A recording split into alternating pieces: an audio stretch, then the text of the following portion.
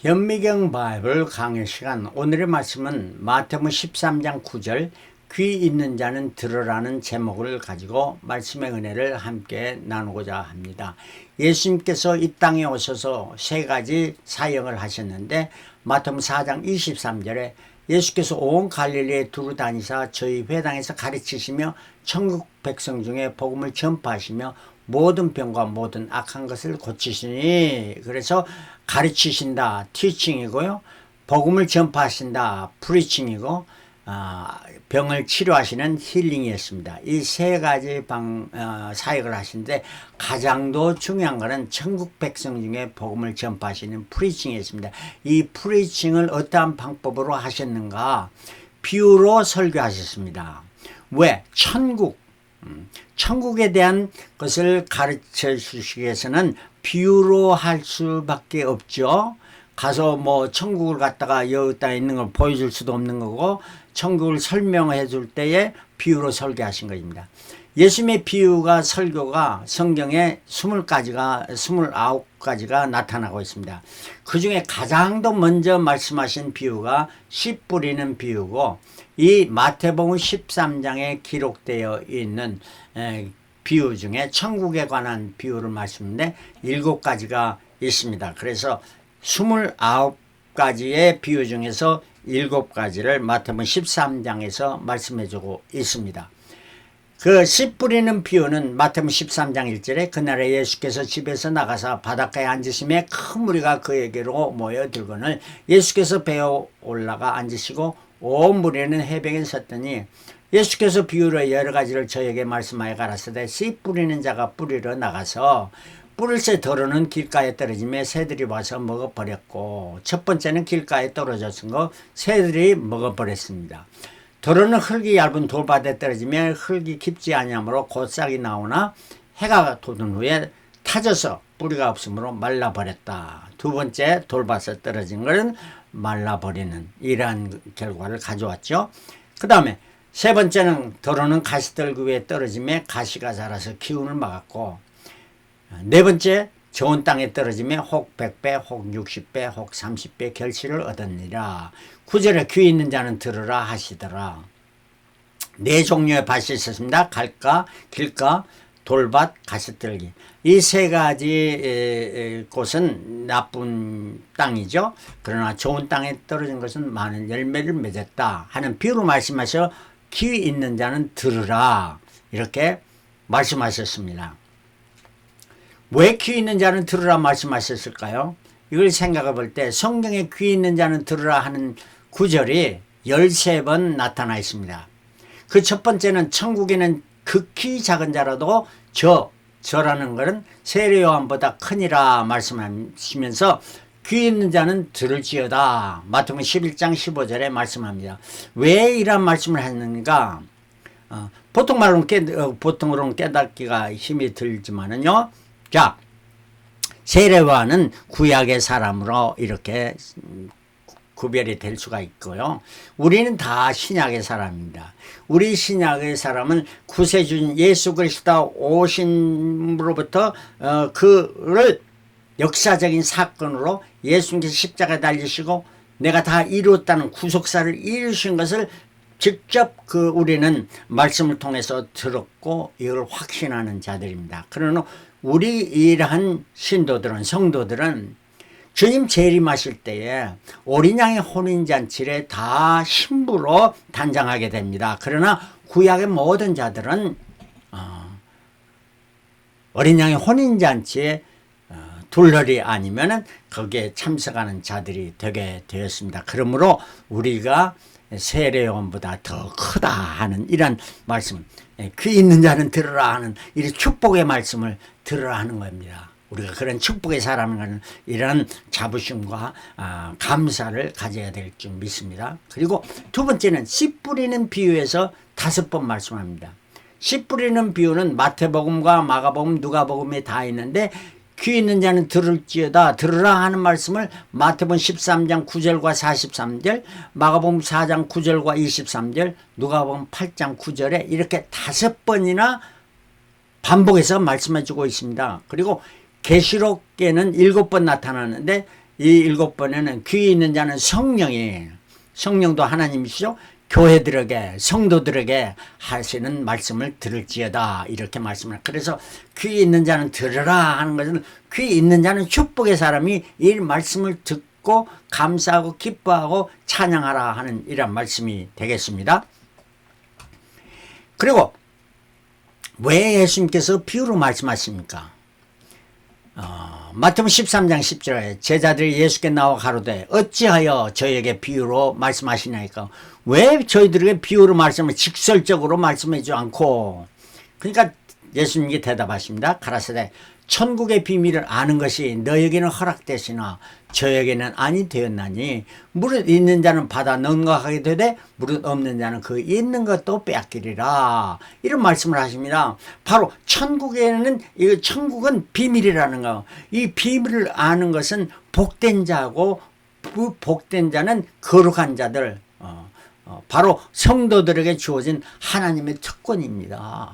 그럼 우리는 이러한 특권을 받았어요. 얼마나 감격과 감사와 기쁨 사실인가를 우리는 알아야 된다는 거예요.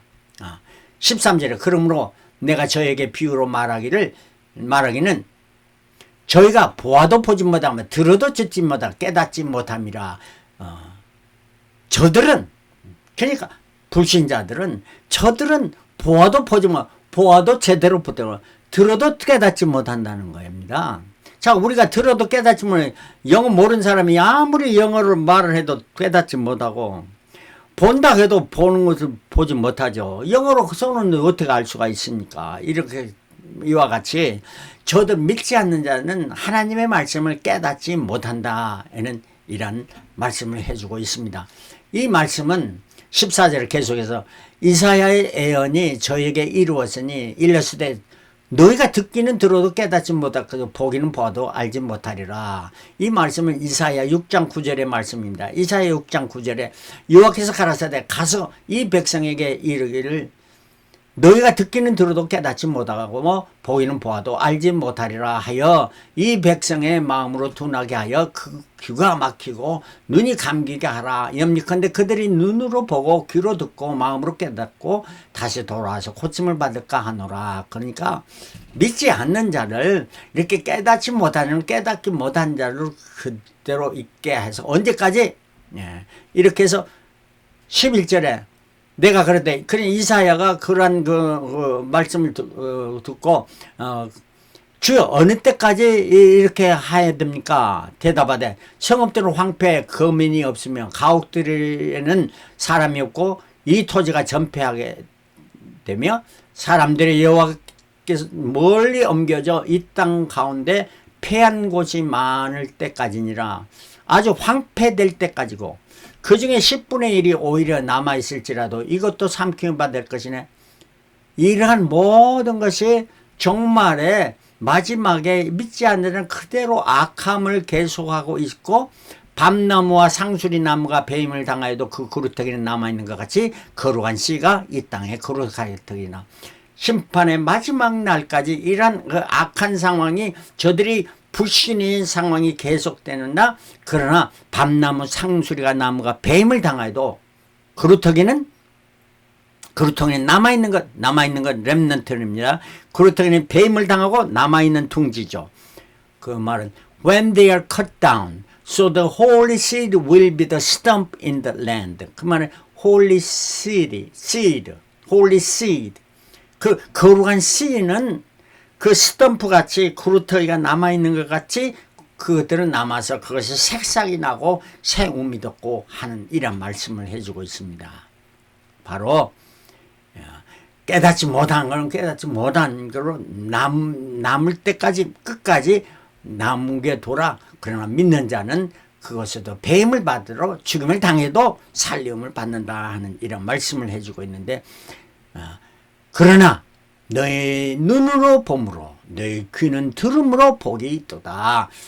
예수님께서 사랑하는 제자들에게 너는 보고 너희들은 보고 귀로 듣냐 이 복되다 하는 말이에요. 깨달아 알게 됐다는 깨달아 아는 자는 복이 있다 하는 말이었습니다. 17절에 내가 진실로 너희에게는 내 많은 선지자와 의인이 보는 것을 보고자 해도 보지 못하고 너희 듣는 것을 듣고자 해도 듣지 못하였느니라.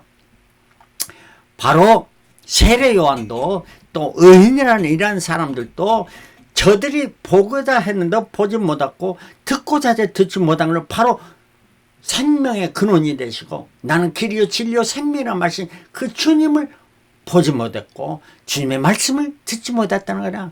그러나 우리는 이제 십자가에 달리셨고 부활하신 주님, 그 주님을 말씀을 통해서 깨달아 알고 얼마나 복된 일인지 말로 할 수 없다는 이게 바로 우리가 거룩한 씨드, 바로 생명의 씨드를 가진 우리라 하는 이런 말씀입니다.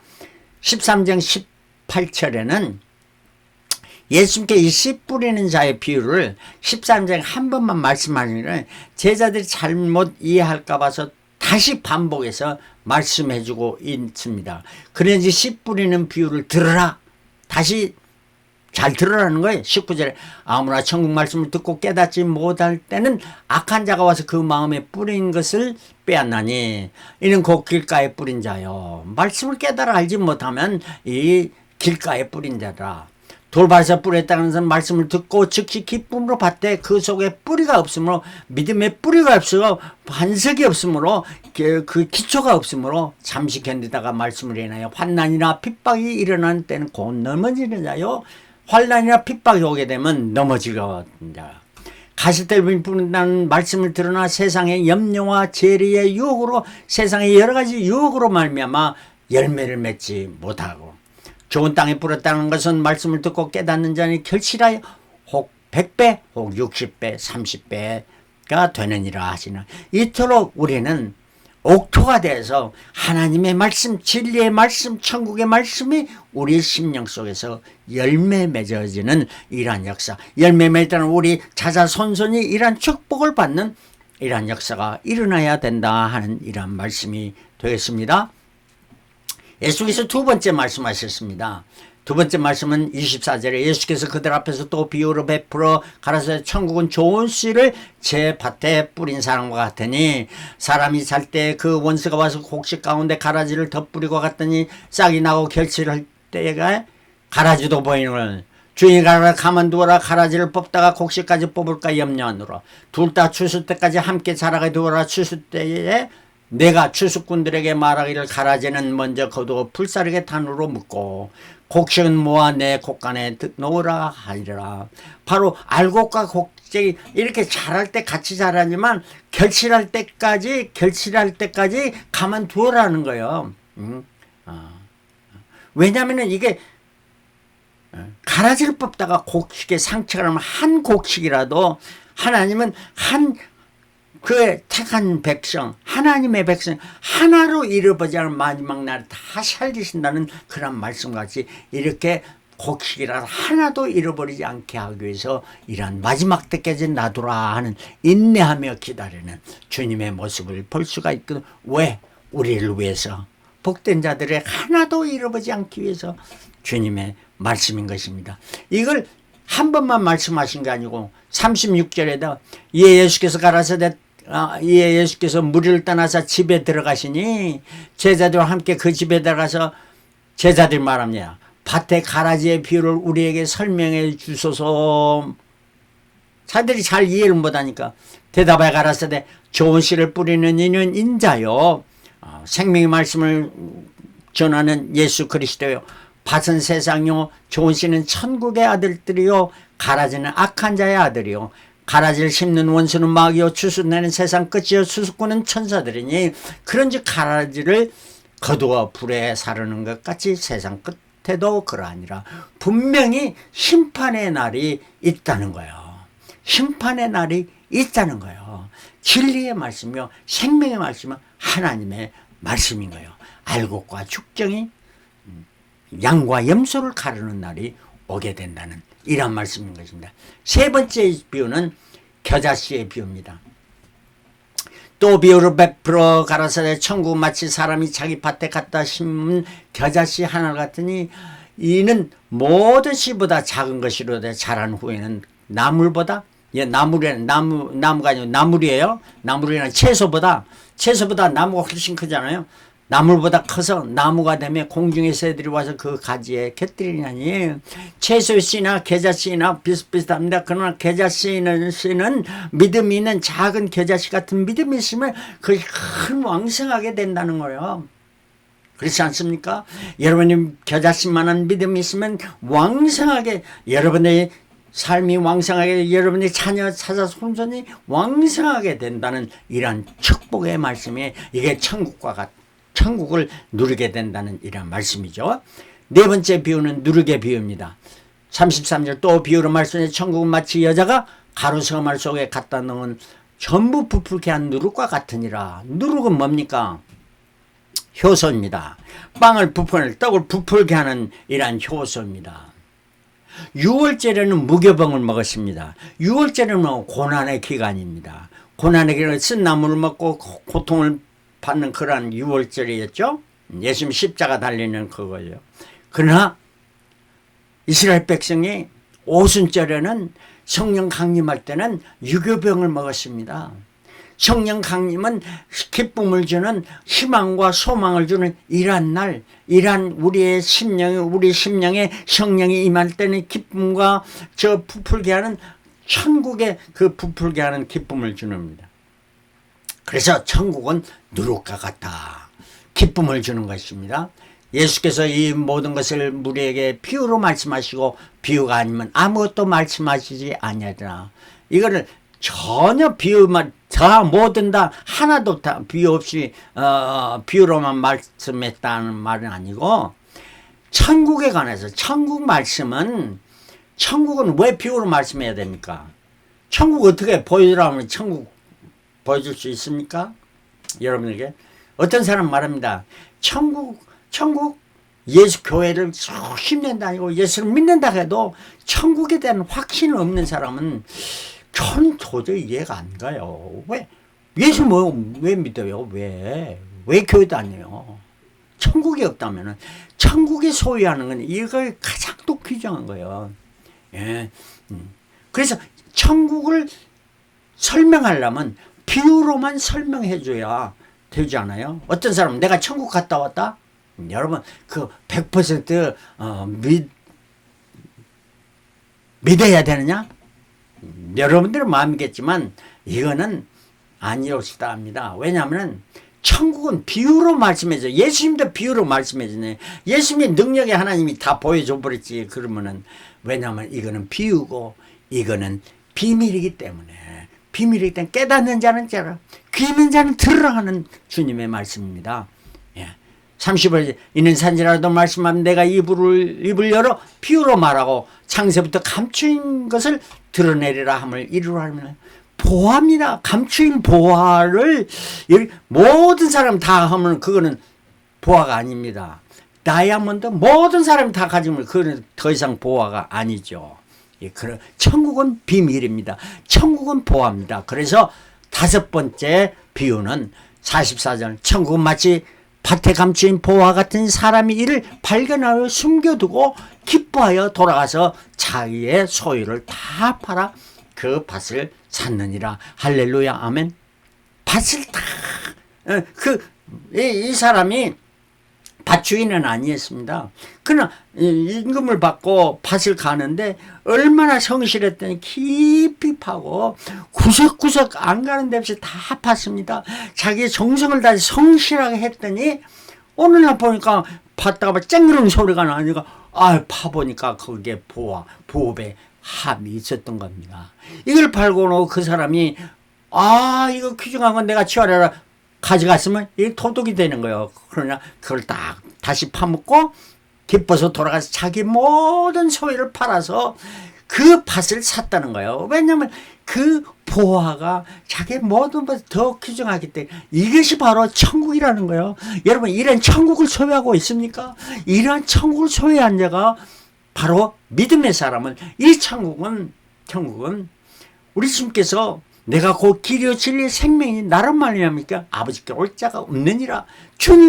주님을 통해서만 우리가 발견하게 되고 주님이 바로 우리의 천국이 되고 우리의 주인이 되시는 것이 아니겠습니까? 자, 그리고 여섯 번째 비유 또 천국 마치 좋은 진주를 구하는 장사 같아. 이 사람은 비즈니스로 장사하는 사람이다. 그래서 좋은 진주, 아주 값진, 극히 값진 진주 하나를 만남에 이때까지 본 진주, 다른 건 진주입니다. 너무나 값입니다. 그래서 자기의 소유를 다 팔아.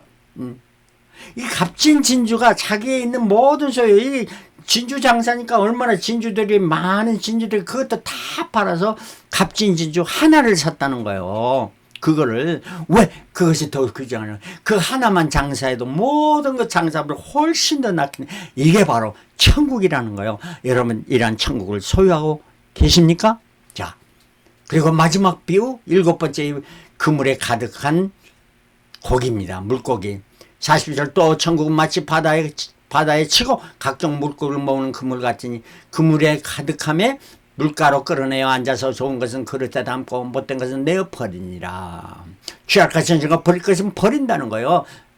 세상의 끝도 이라라. 천사들이 와서 의인 중에서 악인을 골라내고, 그래 의인 중에서 이게 악인을 골라내서 버릴 것은 버린다는 겁니다. 이게 심판의 날이라는 거예요. 주님 재림하셔서 풀무불에 던져 넣으리니 나쁜 거는 거기서 울며 일물감이 있으리라. 이 모든 것을 깨달았느냐 하시니 7개의 이렇게 천국 비밀을 하니까 제자들이 그러하오이다. 예, 이제 깨달았습니다 하니까 예수께서 가라사대 그러므로 천국의 제자된 서기관마다, 서기관이라는 건 성경 말씀을 기록하는 자죠. 천국의 제자들, 그러니까 구원받은 백성들, 하나님의 사람은 마치 새 것과 옛 것을 그 곳간에서 내오는 집주인과 같으니라. 이런 축복입니다. 바로 천국의 천국을 소유한 그 하나님의 서기관. 우리는 뭡니까? 하나님의 말씀을 기록하는 자. 어디다 기록하느냐? 종이에 기록하는 게 하나님의 말씀을 우리 마음판에 기록하는 것은 어떻게 기록하냐? 새 것이라는 건 뭡니까? 새 것은 뉴 테스트먼트 신약입니다.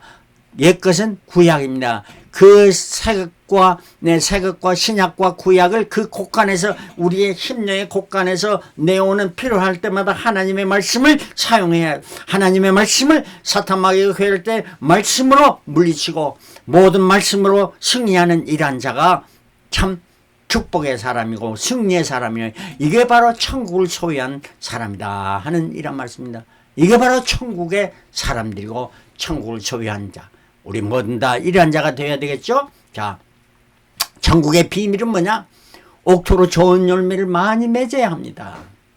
가라지가 아닌 좋은 씨가 내 옥토에 뿌려져야 됩니다. 생명의 말씀, 주님의 말씀의 씨가 뿌려져야, 세상에 잡다한 것이 아니고 생명의 말씀의 씨가 뿌려져 겨자씨 같은 작은 것이라도 왕성히 이런 하나님의 말씀은 생명에게 자랍니다. 누룩과 같이 부풀어서 소망으로 기쁨을 주는 것입니다. 소망이 가득 차고 그 소망이 더 큰 소망이 되어지고 감추인 보화를 발견하고 그 밭을 구입하게 되고 보화와 같이 귀중한 것이고 값진 진주를 사려 모든 것을 다 팔아서 진주를 구입하는 이러한 축복. 그리고 좋은 것은 취하고 못된 것은 버려야 되는 이런 것은 바로 우리 삶에서 매일매일 나타나서 주님의 말씀으로 기뻐하며 말씀을 통해서 승리하는 저와 여러분들이 되시기를 그리스도로 축원합니다. 할렐루야. 아멘.